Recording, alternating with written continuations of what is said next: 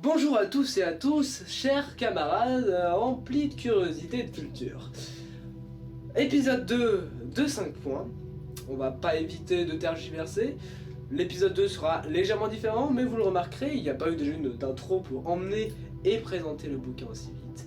Nous allons parler, chers camarades, en 5 points, d'un manhwa aujourd'hui. N'est-ce pas, Kiki? Ouais. Aujourd'hui, je vais vous demander à tous et à tous 5 minutes, s'il vous plaît, de votre vie pour parler du manhwa The Breaker. Chronomètre.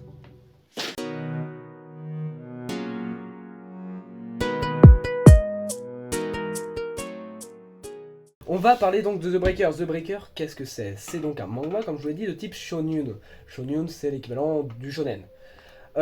Qui porte pour genre l'art martial, l'aventure et le drame. Il y aura une suite aussi en 2015 à 2020 en 20 volumes qui se nomme The Breaker New Wave. La sortie initiale de celui qu'on va parler est en 2007 à 2010 en 10 volumes. L'édition que j'ai pour ma part et la version Ultimate qui sort en ce moment est une série en 5 tomes avec une nouvelle édition à peu près améliorée. Le scénariste se prénomme donc Kuk Jin Jeon, donc il y a aussi pas mal d'autres manhwas à son actif, et son dessinateur est Jin Won Park. Ils vont travailler aussi ensemble sur Trinity Wonder en 2018. Je vais vous mettre quand même les noms comme ça pour pas que je les ai arrachés, déchirés et mal prononcés. De quoi parle The Breaker? The Breaker parle de l'histoire d'un lycéen qui se prénomme Chi-Woon, qui se fait malencontreusement racketter et tabasser par les membres d'une bande se trouvant dans la même classe que lui.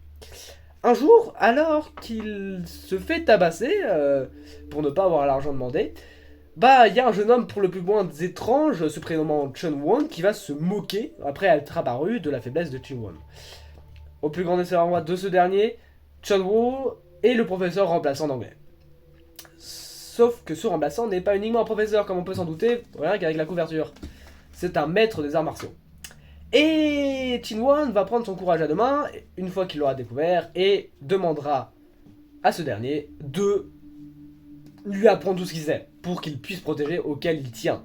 Et aussi de celle qu'il aime, mais bon, voilà, de la bande qui le martyrise. Et on va rentrer donc dans un univers lié aux arts martiaux, lié au chi, etc. On va avoir toute cette dimension qu'on connaît très bien dans la plupart des mangas de nos jours, mais surtout des manhwas parce que le côté art martial est très représenté, surtout à cette période.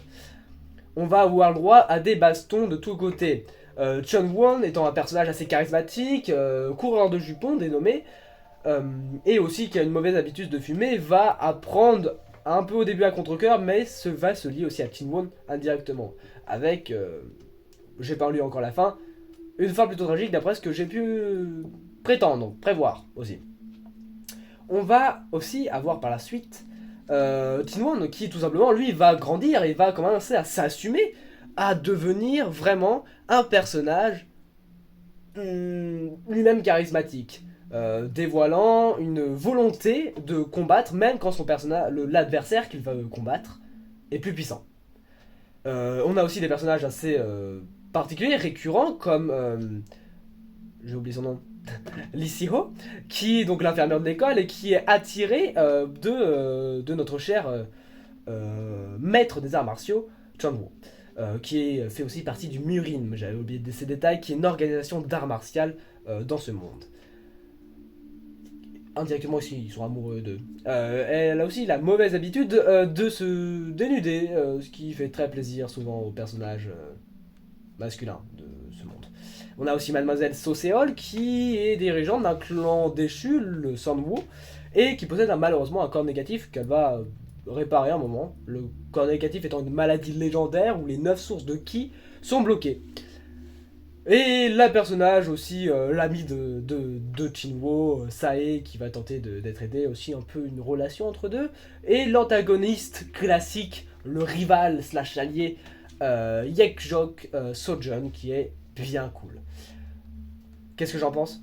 C'est vraiment cool, parce qu'on revient à des bases, on revient à du combat, on revient à de la force.